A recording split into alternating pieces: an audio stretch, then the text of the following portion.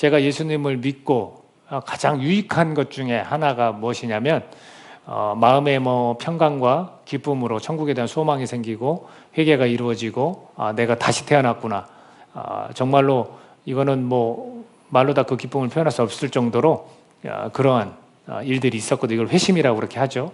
근데 그거 외에 그 뒤로 저에게 있어서 가장 좋았던 것이 뭐냐면 하나님 말씀에는 가르침에는 원리가 있다는 거예요. 원리.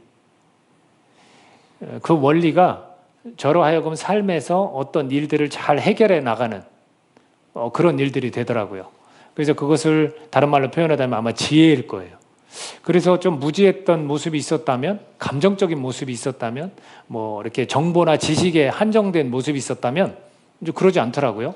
그 원리를 통해서 자꾸 뭔가를 해결하게 되고 원리를 통해서 해답을 찾게 되고, 그러니까 내가 지혜롭게 행동하게 되고 지혜롭게 말하게 되고 이런 것들을 저는 경험했거든요. 그래서 원리가 얼마나 중요한지 모릅니다. 그 원리라는 것은 이렇게 한번 표현해 볼까요? 여러분 자전거 있잖아요. 자전거 원리가 어때요? 바퀴가 두 개가 있고 사실은 이 뒤에 바퀴에 이렇게 체인이 좀 연결되어 있고 이걸 동력을 힘을 가하면 자연스럽게 이렇게 돌아가는 거예요. 그러고 이 앞바퀴가 떨어져 있으니 이걸 프레임이라는 이렇게로 연결해 주면 그냥 같이 이렇게 굴러가는 거예요. 그러니까 아주 사실은 간단한 거예요. 그것 때문에 우리가 좀 빠른 속도로 또 멀리도 갈 수 있어요. 근데 그 자전거는 이 원리를 통해서 어떻게 적용이 되냐면 자전거가 종류가 다양해요. 어떤 거는 바구니가 달리고 프레임이 좀 이렇게 앞으로 돼서 여성들이 탈 수 있는 자전거도 만들 수 있고요. 또 어떤 거는 이렇게 구부러져 가지고 바퀴도 얇아 가지고 좀 먼 도로를 막 달릴 수 있는 자전거도 있고요. 바퀴도 어떤 거는 이렇게 두툼해 가지고 그런 자전거, 산악용 자전거, 로드 자전거, 여러 가지 자전거 모양은 굉장히 다양해요. 그러니까 이런 거를 저는 경험했던 것 같아요. 그래서 오늘 말씀이 바로 그런 거예요. 우리가 이제 원리를 통해서 우리가 세상 속에서 삶의 그 전반적으로 적용이 가능하다. 삶의 모든 부분 가운데 적용이 가능하다라는 겁니다. 그래서 아름다운 삶이 이 원리를 통해서 펼쳐질 수 있기를 예수님의 이름으로 축복합니다. 얼마나 좋아요. 그죠? 내 삶에서 주님이 가르쳐 주신 것대로 그 원리를 사용해서 삶을 살아간다면 그 삶이 정말로 풍성해질 거라 믿습니다. 그래서 아주 간단해요. 한 4가지, 조금 시간이 더 되면 제가 5가지를 좀 말씀드리고 싶은데 지혜 있는 자는 어떤 자였는가에 대해서 이야기를 하고요. 우선 에베소서는 제가 누누이 말씀드리지만 옥중서신 중에 하나예요. 감옥 안에서 쓴 편지 중에서 또 가장 길어요. 그래서 골로새서, 빌레몬서, 빌립보서, 그 다음에 에베소서. 에베소서가 좀 긴데 교회에 관해서 아주 집중적으로 교훈을 주는 거예요. 그래서 교회가 지혜 있으려면 어떻게 해야 되는 그 원리를 우리에게 오늘 전해주고 있어요. 교회는 여럿이 모인 공동체면서도 우리 개개인이 다 교회라는 말씀을 전 누누이 드리고 있습니다. 그래서 이 교회가 어떻게 지혜 있는 자가 될 수 있는지 우선 그 첫 번째를 한번 보도록 그렇게 하겠습니다. 우리가 읽은 이 본문 중에 1절에 보면 15절에 보면 그런즉 너희가 어떻게 행할지를 자세히 주의하여 지혜 없는 자같이 하지 말고 오직 지혜 있는 자같이 하여라고 되어 있습니다. 지혜 있는 자같이 하여. 그 지혜 있는 자는 어떤 자냐면 16절 같이 한번 읽어볼까요? 16절 자 시작. 세월을 아끼라 때가 악하니라. 그러니까 교회는요 세월을 아끼는 자입니다. 교회에 있는 자들은 세월을 아끼는 자들인 거예요. 세월을 아낀다니까 이거 그 주어진 시간을 또 어떻게 잘 이용하는가라고 생각하면 됩니다. 우리에게 시간은 주어졌어요. 근데 그걸 잘 이용하라는 거예요. 근데 뒤에 가보면 때가 악하다, 시간이 악하다, 또는 지금 때가 악하다. 이게 무슨 의미일까? 우리에게 주어진 시간이 있는데 그 시간 가운데 악이 같이 공존한다는 거예요. 그러니까 우리가 지혜롭게 행동해야 되고 이 시간을 지혜롭게 쓸 수 있어야 돼요. 주어진 시간 가운데 어떻게 하면 지혜롭게 쓸 수 있는지 그 세월을 아끼라라고 말씀하시는데 예를 들면 예수님께서 사역을 시작하기 전에 40일을 금식기도 하셨어요.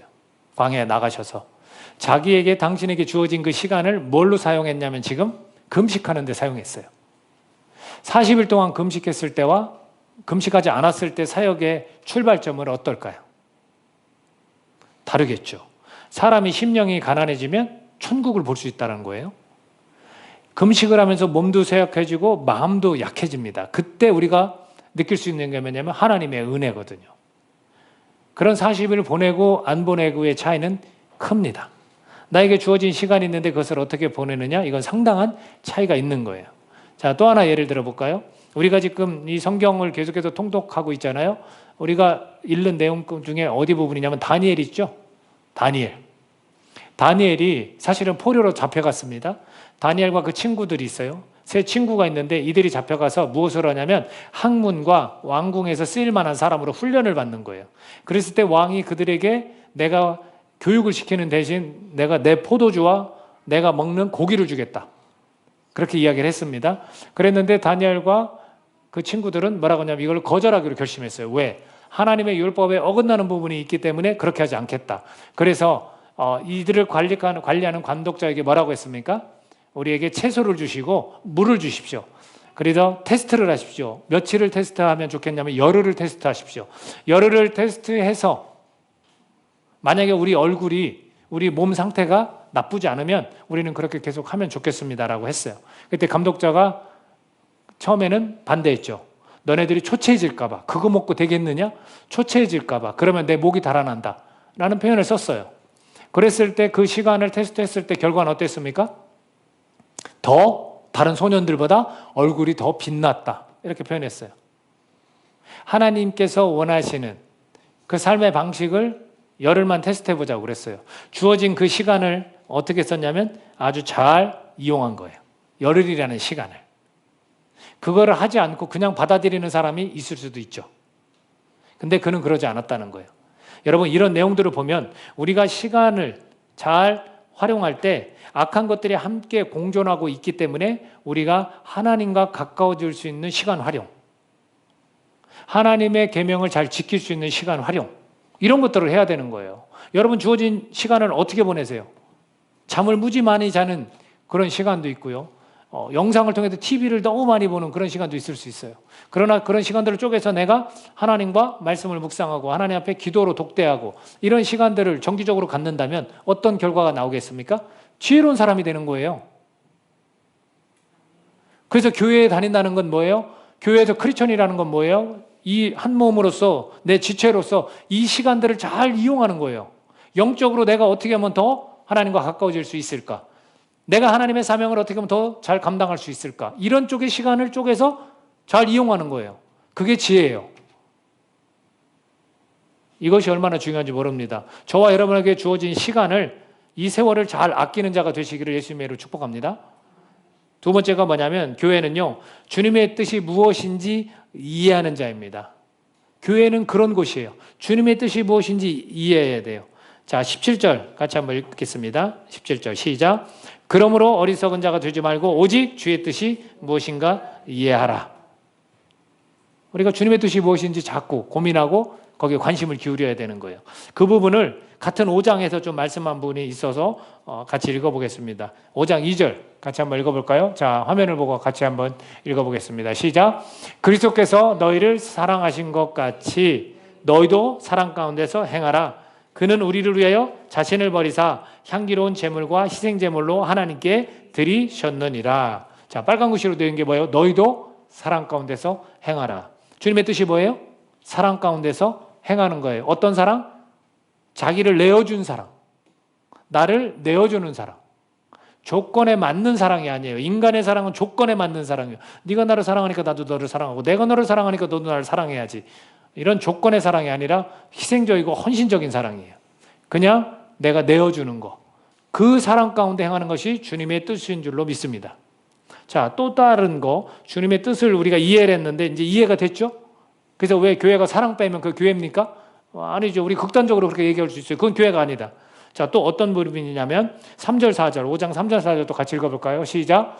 음행과 온갖 더러운 것과 탐욕은 너희 중에서 그 이름조차도 부르지 말라. 이는 성도에게 마땅한 말이라.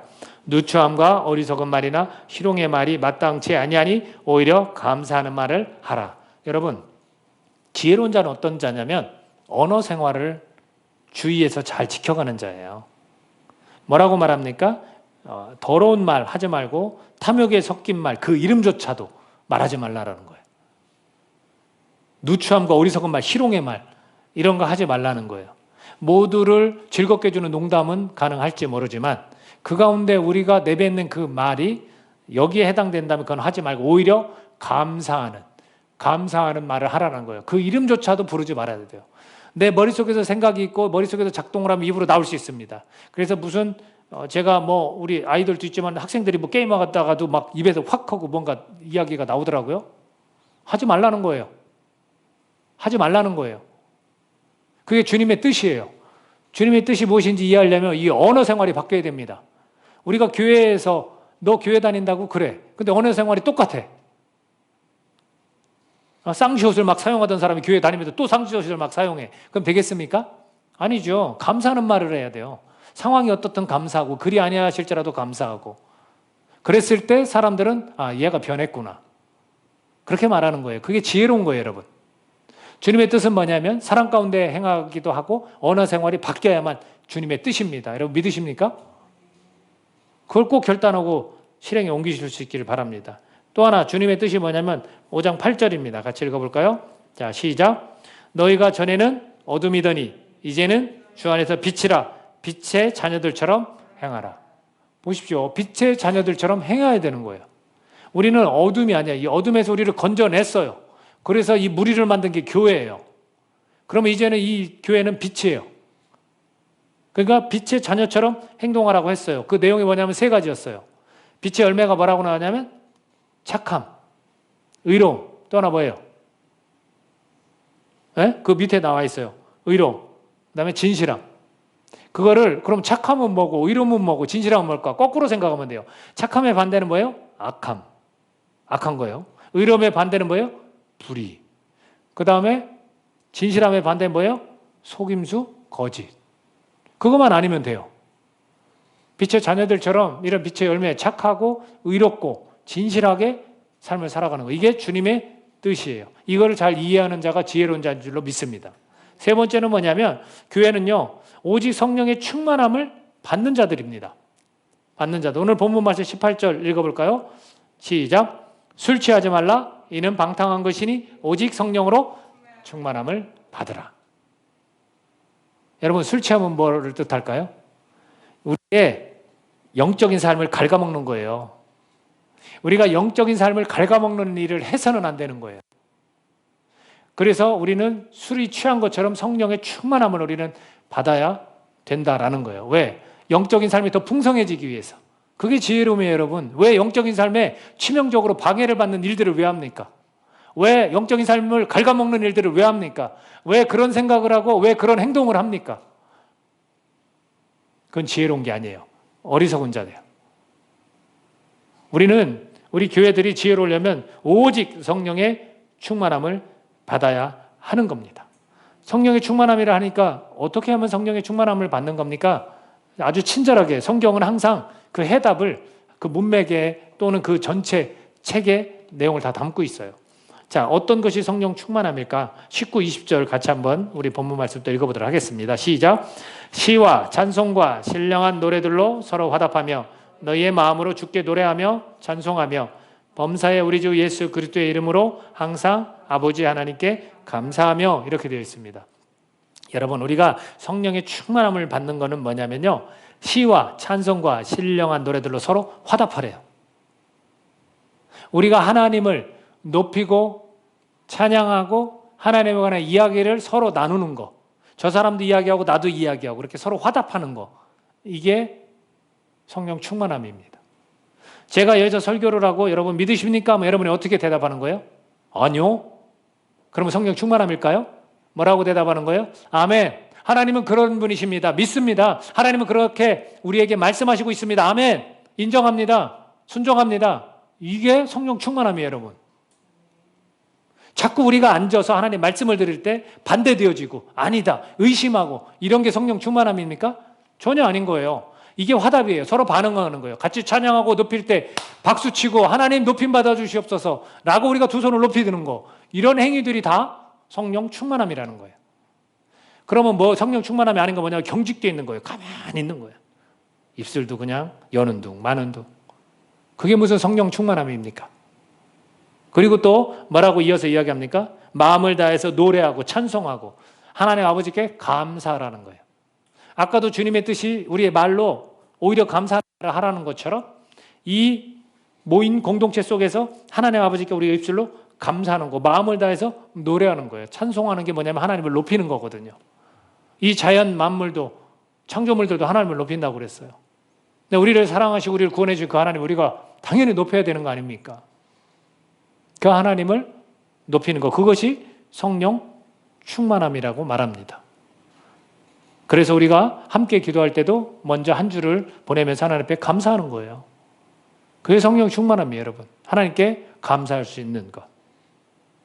저와 여러분이 이런 성령의 충만함을 받아서 교회의 지혜로움을 얻는 자들이 되시기를 바랍니다. 그리고 네 번째는 뭐냐면 교회의 지혜는 뭘까? 예수님을 경외함으로 피차 복종하는 자들입니다. 이게 지혜로운 자들이에요. 피차 복종하는 거. 그리스도를 경외함으로 피차 복종하라라고 말씀하고 있습니다. 그러면 피차 복종하는 게 뭘까? 이거를 세 가지로 예를 들어서 이야기하고 있어요. 자, 남편과 아내의 관계, 그 다음 부모와 자녀 관계, 그 다음에 상정과 종의 관계. 그 뒤를 보면 쭉 나와 있거든요. 자, 이것을 조금 압축해서 제가 정리를 하는 거예요. 피차 복종하는 거. 남편과 아내를 보면 사실 질서가 있고 아내가 남편한테 복종하라고 나와 있어요. 순종하라고 나와 있어요. 그리스도가 교회의 머리인 것처럼 그 가정의 아내의 머리는 누구라고? 남편이라고 나와 있어요. 그래서 오해할 수 있어요. 그거 봐. 당신은 내가 머리니까 나한테 복종해야 돼. 라고. 근데 그 뒤로 가보면 이거보다 더한 복종이 있어요. 자기 목숨을 내어주므로 사랑하라고 그랬어요. 자기 목숨을 다해 사랑해야 자기 자신을 사랑하는 거라고 말씀하셨어요. 그래서 이것은 피차 복종하는 거예요. 방식이 다른 거예요. 어떤 방식으로? 사랑과 존경으로. 아내는 남편을 존경하고 남편은 아내를 사랑하고. 이게 피차 복종하는 거예요. 그게 지혜로운 사람이에요. 또 부모와 자녀에 관해서 이야기하고 있습니다. 부모와 자녀 6장 1절 같이 한번 화면 보고 읽어볼까요? 자, 앞을 보고 읽습니다. 시작. 자녀들아 주 안에서 너희 부모에게 순종하라. 이것이 옳으니라. 너희 부모에게 순종하라 라는 거예요. 이거는 이 땅에서 주시는 첫 번째 계명이라는 거예요. 그만큼 이 땅에서 가장 중요한 게 뭐예요? 부모를 공경하는 거, 순종하는 거예요. 그러면 네가 잘 되고 땅에서 장수할 것이다. 부모님한테 잘해서 마이너스 되는 게 있을까요? 없다는 거예요. 땅에서 잘 되고 장수한다는 거예요. 그러니까 부모를 순종하라는 거예요. 독립적이 이전에 또 다른 가정을 꾸릴 때 거기엔 또 다른 부부와 자녀가 있기 때문에 거기서 또 다른 일들이 이루어지지만 그 전에는 부모에게 순종을 해야 된다라는 거예요. 그러면 부모 자녀 관계가 이것만 있느냐? 아닙니다. 6장 4절도 읽어보겠습니다. 6장 4절 시작. 또 아비들아 너희 자녀를 노엽게 하지 말고 오직 주의 교훈과 훈계로 양육하라. 자, 주의 교훈과 훈계로 양육하는 거예요. 화냄으로 분노로 야단치는 게 아니에요. 그러면 이 관계를 어떻게 보면 되냐면 인격적 대우와 순종이 필요한 겁니다. 누구는 누구한테 순종해야 돼요? 자녀는 부모한테 순종해야 되고 부모는 자녀를 인격적으로 대우를 해줘야 되는 거예요. 자, 이 부분이 또 어디까지 이어지냐면 상정과 종까지 이어집니다. 6장 5절 같이 읽어보겠습니다. 시작. 종들아 두려워하고 떨며 성실한 마음으로 육체의 상전에게 순종하기를 그리스도께 하듯 하라. 그렇습니다. 육체의 상전, 나보다 높이 있는 사람에게 순종하라는 거예요. 누구에게 하듯이? 예수님께 하듯이. 직장인들이 사회생활하면서 해야 될 게 뭐냐면 나보다 위 상사에게 주님께 하듯 하라는 거예요. 왜 그럴까요?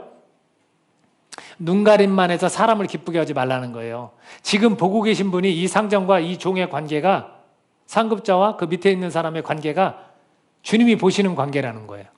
그래서 이것이 약간 억울함이 보일 수도 있잖아요. 강팍한 마음에 상사가 있을 수도 있잖아요. 그랬을 때 누가 갚아주시냐면 주님께서 다 갚아주신다라고 말씀하고 있습니다. 그것 때문에 할 수 있는 거예요. 주님이 그걸 갚아주신다니까요. 그 상사가 나한테 갚아주는 게 아니에요. 우리가 오해하는 거예요. 주님 앞에서 하듯이 하는 거지 그 사람에게 하려고 하는 게 아니라는 거예요. 자, 7절 읽어볼까요? 7절. 자, 시작. 기쁜 마음으로 섬기기를 주께 하듯 하고 사람들에게 하듯 하지 말라라는. 우리가 오해하고 있는 게 자꾸 사람에게 잘해야 된다고, 그 사람에게 순종해야 된다고, 그 사람에게 잘하는 건 아부예요, 여러분. 그렇게 하는 게 아니에요. 또 다른 관계가 9절입니다. 상전들에게도 이야기합니다. 9절 시작. 상전들아 너희도 그들에게 이와 같이 하고 위협을 그치라. 이는 그들과 너희의 상전이 하늘에 계시고 그에게는 사람을 외모로 취하는 일이 없는 줄 너희가 알미라. 자, 상전들에게도 따끔하게 교훈하죠. 어떻게? 함부로 대하지 말라라는 거예요. 위협을 그치라는 거예요. 너 왜 일을 그따위로 해? 왜 이것밖에 못해? 이런 거 하지 말라는 거예요. 왜? 너에게 상전이 분명히 있다. 하늘에 계시게 하느님이 다 보고 계시다라는 거예요. 바로 이런 관계인 거예요. 이런 관계. 사람을 외모로 취하지 말라는 거예요. 상사들한테. 그러면 이 관계가 어떤 관계겠어요? 역시 인격적 대우와 순종을 말해주는 거예요. 우리는 하나님이 세우신 그 질서에 맞게 상급자에게 순종하고 그 사람들은 또 이 사람들을 인격적으로 대우해주고 이게 피차 복종하는 거예요. 우리의 사회생활 속에서 이것을 그대로 받아들이는 거고 이 공동체 속에서 이것을 그대로 받아들이는 거예요.